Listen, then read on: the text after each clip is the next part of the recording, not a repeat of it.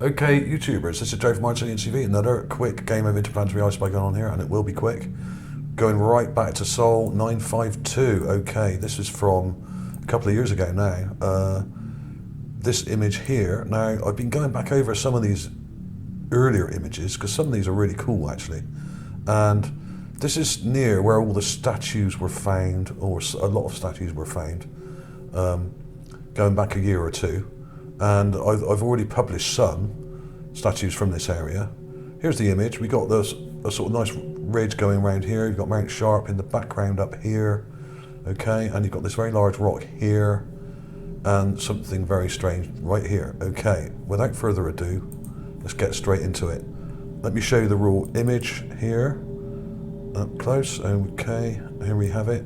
Looks a bit choppy. Looks not terrible. The lighting isn't terrible in this, but unfortunately the thing we're looking at is mostly in shadow.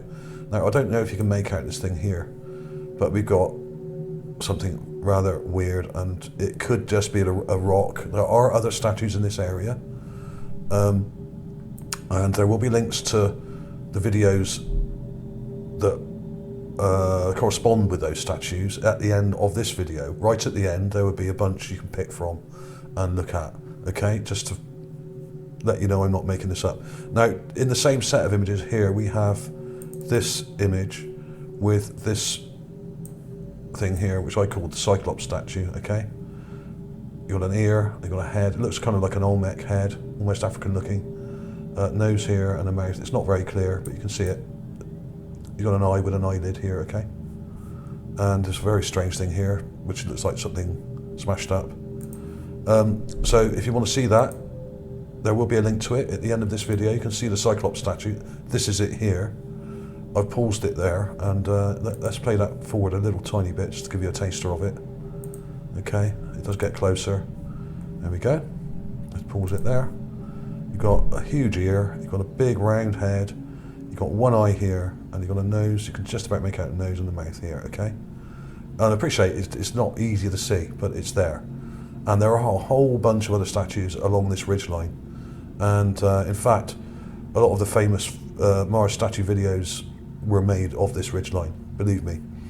So, without further ado, let's go back to this and show you the clips I've got. Here we are.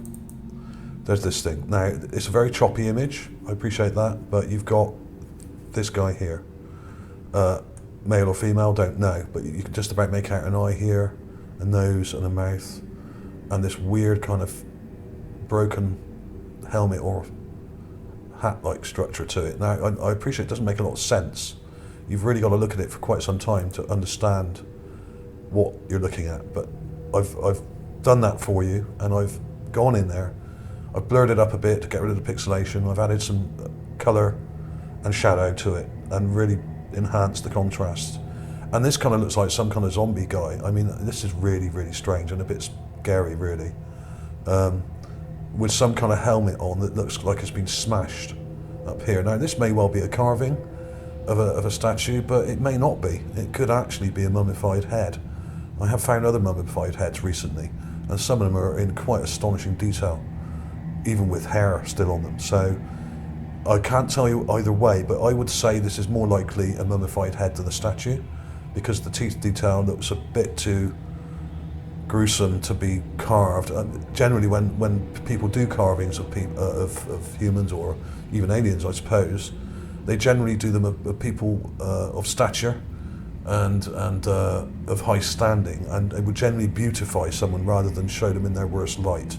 In other words, in the prime of their life, you don't generally get statues of people that look like they're dead. They generally look idealistic and beautified, okay?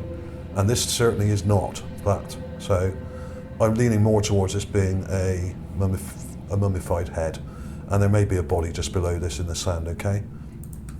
It looks crazy, it looks kind of gruesome, I know. Let's start again from the raw image. Now, this has been straightened out, and you can, now you know what's there, you can kind of see where I'm coming from, okay? You can see two pretty vague eye sockets and a nose, but those teeth are there, okay? You can see the teeth. These straight lines going up here, okay? So I'm going to flick through these. That is a lot easier to understand when you see it upright instead of leaning over on the ridge, okay? There we go, there's the first enhancement.